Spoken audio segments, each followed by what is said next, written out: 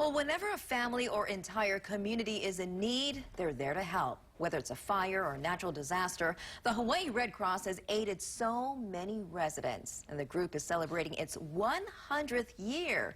Joining me to talk about it is Coralie Chun Matayoshi, CEO of the Hawaii Red Cross. Good morning again. Good morning. Thanks for being here. Thank you. So, 100 years. Yes, right? it's a really big milestone.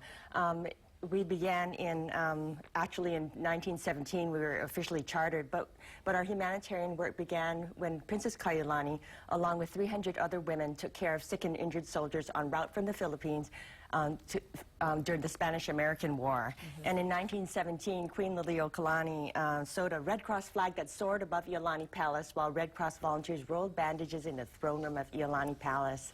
Queen Liliuokalani was an avid supporter of the Red Cross. One of the last things she did was, seated on a wheelchair on the veranda of Washington Place, she handed us a check for $100, which in those days was a lot of money.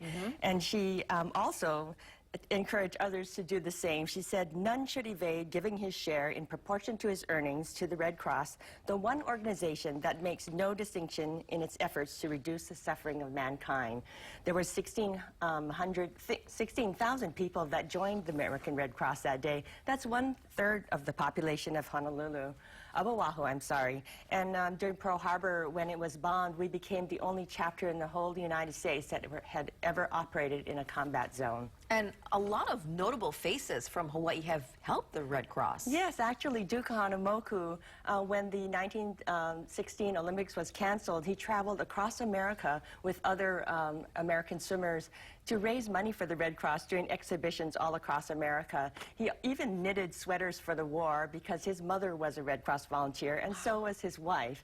Another notable figure was Senator Danny Noy. At 17 years old, he was a Red Cross volunteer who knew first aid, and as the bombs were being dropped in Pearl Harbor, he rushed over there and didn't come home for 5 days helping everyone. Speaking of volunteers, you're always looking for volunteers. We are.